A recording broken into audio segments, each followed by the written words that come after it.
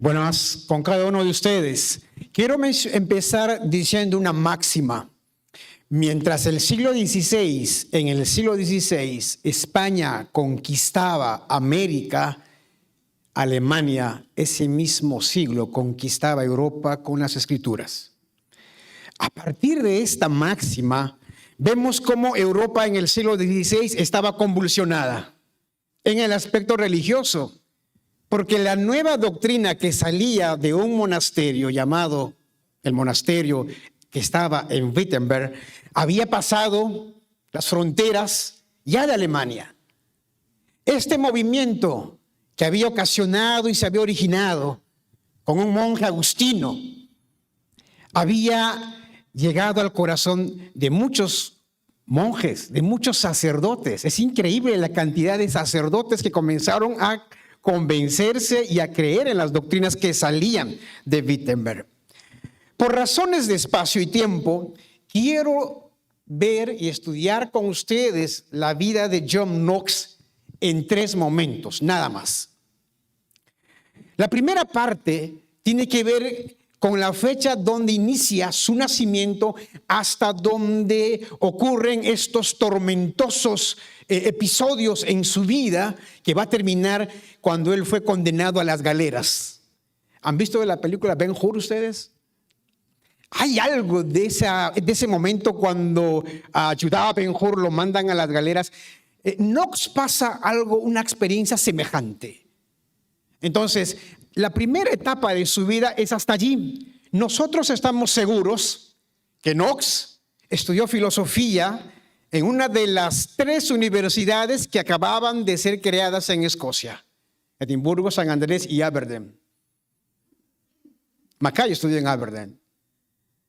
Y Knox estudió en esta universidad filosofía y comenzó también a estudiar teología porque él tenía que ser sacerdote, una de las profesiones más buscadas de ese tiempo.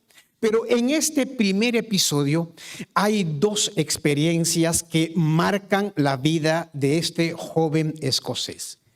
Knox nace en 1514, 3 años antes de la publicación de las 95 tesis. Por eso será que Émile Leonard, el historiador calvinista, dice que Knox no pertenece a la primera generación de reformadores, pertenece a una generación posterior. Knox no estuvo activo cuando las ideas sobre la gracia y la justificación por la fe comenzaron a enseñarse. A Knox le tocó vivir una etapa posterior. Pero en este periodo ocurren 2 episodios que marcan la vida de este joven Knox. ¿Saben qué? La muerte de los parientes, la muerte de nuestros líderes nos impactan. Al escuchar muy temprano la muerte de nuestro hermano Pedro Hawkins y pensar en aquellos que nos han antecedido este año, como don Víctor Arroyo, Pedro Merino y otros más, nos vamos dando cuenta que la vida es tan breve, es muy frágil. Es como una nube, como dice la palabra de Dios, que aparece en la mañana y en la tarde ya no está. Y ¿saben qué? Los 2 episodios que marcan la vida de Knox en esta primera etapa tienen que ver con la muerte. La ejecución de uno de los primeros predicadores que ingresan a Escocia, Patrick Hamilton, llevó la reforma a Escocia. A él, el catolicismo de ese tiempo lo va a perseguir. Escocia va a tener gobernantes simpatizantes con el romanismo y también con el protestantismo.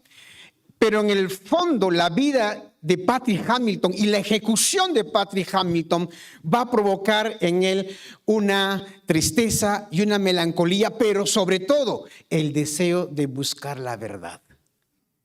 ¿Por qué será que cuando perdemos a un ser querido comenzamos a pensar en las cosas trascendentales en nuestra vida? Knox comenzó a pensar en la verdad. Qué palabra tan pequeña, ¿no? La verdad. De mucho significado. Y para poder entender algo de la verdad, Knox hace un curso de historia de la iglesia, se sumerge en los libros y escoge para poder entender algo a Jerónimo, San Jerónimo y San Agustín. John Knox de Jerónimo puede rescatar ese principio que dice: la Biblia tiene la verdad, no las palabras de los hombres. Esto no debe cambiar. Y de San Agustín, la importancia del testimonio. Claro, San Agustín tenía una vida terrible, pero cuando llegó a conocer al Señor, Agustín entendió que el testimonio era muy importante. Finalmente fue ordenado como sacerdote John Knox. Y el segundo episodio que marca la vida de John Knox es la muerte de su amigo, con quien recorrió, a quien lo acompañó, Wishart, un predicador que también fue ejecutado. Miren, el protestantismo surgió entre este tipo de situaciones, ejecuciones, muertes. A Wishart lo ejecutaron. Wishart tenía la teología de Suiza. Llevó a Escocia la teología de Suiza. Y Knox fue su guardaespaldas en un sentido. Fue quemado en la hoguera. Y este Wishart es un campeón en teología. Es uno de los primeros que traduce la confesión helvética. Entonces, vemos que para Knox este episodio, la muerte de su amigo Wishart, con quien sí estuvo muy cercano, va también a afectar gran parte de su vida. Ahora, la muerte de Wishart se da en circunstancias cuando a Escocia, al trono de Escocia, asciende una de sus reinas muy terribles, ¿no? La reina María de Guisa. Ella va a comenzar a perseguir a todos los protestantes, los va a arrinconar. Y aquí va a tener ocasión y va a tener lugar uno de los episodios que de alguna manera va a ser el punto de quiebre para el ministerio de John Knox. Wishart va a ser capturado, como dice, y va ejecutado, pero va a estar comprometido uno de los cardenales de ese tiempo que al mando de María de Guisa va a cumplir con la ejecución de Wishart. Entonces, ese cardenal va a ser el cardenal David Beaton. Todos comenzaron a preguntarse en Escocia, ¿quién está detrás de la muerte de Wishart? Y ustedes saben, en una ciudad como esta comenzaron a investigar y todo apuntaba a que el cardenal Beaton era el responsable de la muerte de Wishart. Esto ocasionó una revuelta de los simpatizantes de Wishart, que en ese momento habían abrazado la fe protestante. Y estos comenzaron a vengar la muerte de Wishart. ¿Y cómo vengaron? Tuvieron una acción para ellos espléndida en su momento. Fueron al castillo donde se encontraba el cardenal Beaton y ejecutaron primero al guardián del castillo. Entraron al castillo y comenzaron a buscar a Beaton y lo encontraron. Estos hombres que entraron y asaltaron el castillo tenían profesión protestante. Y en ese tiempo estaba muy movida la cosa y finalmente estos que ingresaron al castillo asesinaron al cardenal Beaton. Ahora es interesante cuando la historia dice que Knox lo vio con agrado de esta acción, porque lo entendió como un premio, a un sentido, a la muerte de Wishart. Esto podríamos seguir discutiendo. Y finalmente, en este aspecto, Knox recibe la invitación para poder entrar al castillo y entra con sus discípulos, con sus alumnos y recibe la invitación para ser predicador allí. Al inicio no quiere. Entonces, ya en el castillo, Knox comienza a hacer sus primeras prédicas. Y finalmente, a partir de aquí, los que entraron a este castillo no quisieron salir. Y no salieron, se adueñaron del castillo. En ese tiempo, Knox llegó a ser el predicador. Entonces, cuando la reina vio que el castillo estaba en manos de protestantes, pidió ayuda a Francia. Francia acudió al auxilio para liberar este castillo de estos hombres que acababan de terminar con la vida de su cardenal. La flota francesa llegó y sometió el castillo. Finalmente todos fueron arrestados y condenados a las galeras. Esto es la primera etapa de la vida de John Knox. En el tiempo que estuvo en las galeras, Knox sufrió bastante, el esfuerzo, la esclavitud, el azote y varias acciones más que hicieron que John Knox tenga una vida complicada. Knox sale de las galeras en 1549 y se va a Inglaterra. Aquí va a desarrollar una primera etapa. La etapa cuando John Knox va a pisar suelo inglés. Y es interesante que Knox llega a Inglaterra en un momento muy especial, porque quien estaba de rey estaba Eduardo VI, el hijo de Enrique VIII. Por tanto, Eduardo VI era protestante. Y como protestante tenía mucha preferencia para poder recibir a los protestantes. Y abrió las puertas de Escocia para que la fe protestante pueda difundirse. Y Knox es contratado para ser predicador y difusor de la fe protestante por todo el territorio escocés. Se dedicó a predicar y en sus sermones, en estas homilías que él podía dar en cada capilla y en cada iglesia de Escocia, sobresalían 3 temas doctrinales que vienen a ser los 3 fundamentos y pilares de la Reforma Protestante: la supremacía de la Biblia, o sea, la Biblia como autoridad.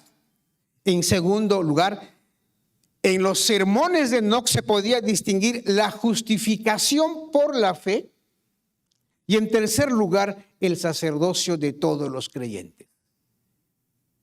Esta doctrina Lutero lo va a trabajar en 1521. Pero en Knox ya estaba trabajándolo y predicándolo por toda Escocia. Toda Escocia estaba recibiendo este tipo de enseñanzas. También en esta otra etapa, Knox se casa. Margaret Boyce. Es interesante cómo establecen una familia y finalmente cuando Margaret y Knox se casan, forman una familia, tienen descendencia y lo curioso es que ellos se casan justos el año cuando muere Eduardo VI. ¿Por qué digo justos? Porque es el año cuando muere Eduardo VI, quien le va a suceder en la corona va a ser una reina que no va a simpatizar con ideas protestantes. Sobre una reina, María la Sanguinaria, que finalmente va a tener simpatizantes católicos. El protestantismo se va a replegar, va a retroceder con todo el avance que habían logrado. Y en ese tiempo, Knox era predicador oficial. La mamá de su esposa movió sus influencias para que su esposo, que era un vecino notable en Escocia, pueda interceder ante la nueva reina para que no le pase nada a John Knox y no lo toquen. A veces las suegras hacen un buen papel, ¿no? Y no lograron, y Knox se vio obligado a renunciar a ser predicador. Knox renunció en 1554, finalmente entra a una etapa que realmente académica y teológicamente Knox se va a ir formando. Él va a Ginebra. Quizás es el momento más importante en la formación de Knox. Cuando llega a Ginebra, pasa por varias ciudades, conversa con distintas personas, se entrevista con el gran teólogo Bullinger. ¿Han escuchado de Bullinger ustedes? Era profesor. Con Teodoro de Beza. Eran conversaciones con mucha intensidad. Knox los miraba a ellos como grandes maestros porque había oído de ellos. Y finalmente se da ese encuentro muy, muy famoso entre John Knox y el maestro de Ginebra, Calvino. Fue una conversación en donde Knox aprendió bastante de este gran hombre, siempre con respuestas cautelosas. Es ahí cuando John Knox va a decir la tremenda frase que pasó a la historia.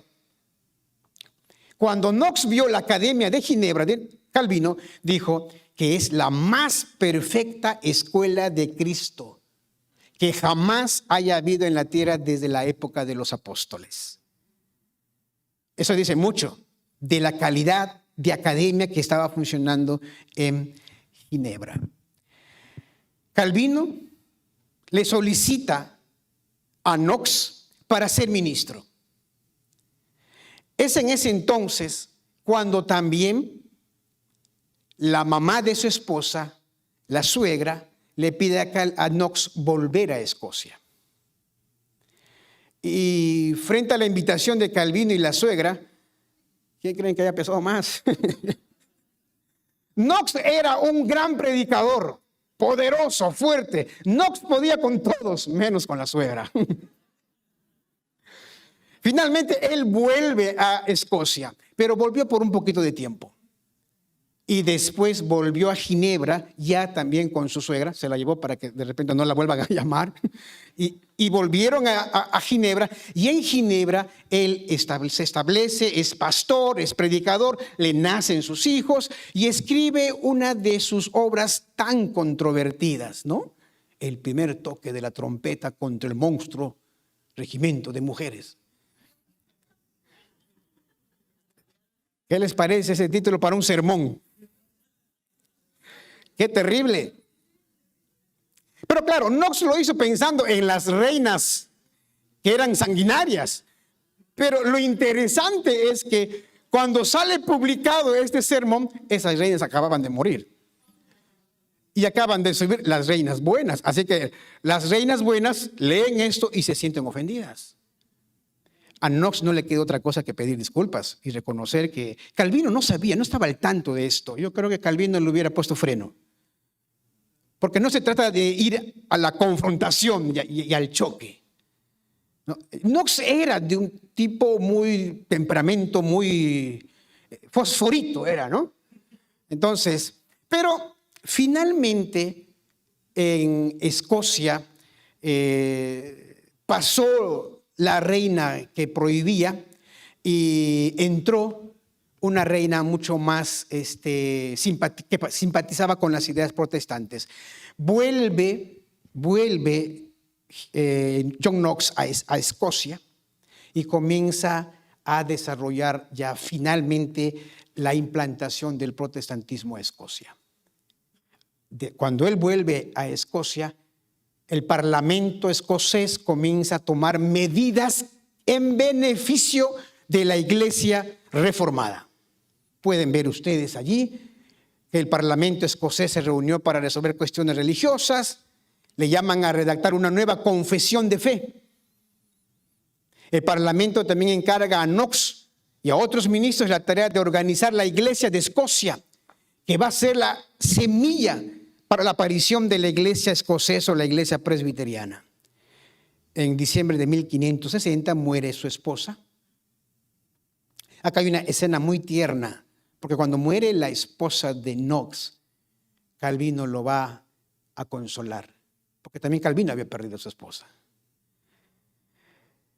El Parlamento en el 61 toma también otras decisiones para considerar el libro de disciplina.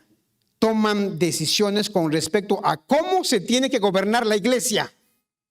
Eso fue clave ahí, el aspecto eclesiológico en la reforma. Lo soteriológico estaba claro, pero ¿cómo se debía gobernar? Entonces, se realiza todo un estudio y finalmente Escocia establece que el gobierno debía ser presbiteriano, una democracia representativa. No va a caer todo el poder en una sola persona, sino en un consistorio al cual nosotros vamos a elegir. Los últimos días fueron trágicos. Knox va a volverse a casar después de la muerte de su primera esposa, un matrimonio que va a levantar muchos titulares, probablemente en algunos programas, ¿no?, muy de escándalo, pero que finalmente, en el caso de Knox con su nueva esposa, supieron pasar la vida adelante. Los últimos días de Knox, él va a estar muy enfermo. Su voz era muy baja, casi ya no se escuchaba. Los cultos comenzaron a hacerse ya en salones más pequeños donde él pueda participar. Una fuerte tos lo dejó muy débil en sus últimas semanas, que incluso se comenzó a desvariar. Él se levantó viernes pensando que era domingo. Algunos nos confundimos sin estar enfermos, ¿no? Y él toma una decisión muy importante en sus últimos días. Lo mismo que pasó con Calvino. Cuando ya no puede predicar desde el púlpito, son las ovejas que van a su cama, a su lugar donde están, para poder escuchar las últimas palabras de Knox. El 24 de noviembre trató de levantarse de su cama, pero no pudo. Pidió a su esposa que le leyera Juan 17. Es el último capítulo que escuchó Knox al morir. Un grupo fue a orar con él y le preguntaron: maestro, ¿estás escuchando? Y él, lo poco que se pudo escuchar de John Knox: quiera Dios y todos los hombres las oyeran como yo los oigo. A la segunda pregunta levantó una mano con toda su fuerza y luego murió. Escocia nunca fue el mismo. Los cambios que se introdujeron en Escocia van a ser tan profundos que incluso años después la iglesia presbiteriana fundada por Knox sería la iglesia oficial de Escocia. Hasta incluso hace poco, ustedes han escuchado el juramento del nuevo rey de Inglaterra, mencionó a la iglesia presbiteriana. ¿Qué podríamos aprender? Ahí de la casa donde se supone que vivió Knox en Edimburgo, monumento en el antiguo Instituto John Knox. Ahí también está en el Muro de la Reforma en Ginebra. Quiero terminar con algunas conclusiones básicas. Knox fue un hombre valiente. No tuvo temor de enfrentarse con poderosos o reinas. Ya fue un hombre muy valiente. Lo segundo es que era un hombre visionario. ¿Por qué? Porque estaba pensando en el futuro de la iglesia. Él construyó una iglesia basada no en su figura, no en su persona, no en su apellido. Él hubiera formado una iglesia nocena o algo así, pero no. Él formó una iglesia basada no en su figura, sino en la palabra, gobernada por ancianos y presbíteros. Fue humilde, porque no fundó su propia iglesia, sino la Iglesia Reformada de Escocia. Fue predicador, expositor fiel de las Escrituras, estricto en su interpretación y atrevido en su exposición. Una buena clase para homilética, ¿eh? Estricto. Y reflexionó en el Estado, condenó las injusticias de su tiempo, por supuesto, y sobre todo dejó este legado a Escocia. Hermanos, que el Señor les bendiga y que podamos pasar un día muy feliz. Muchas gracias.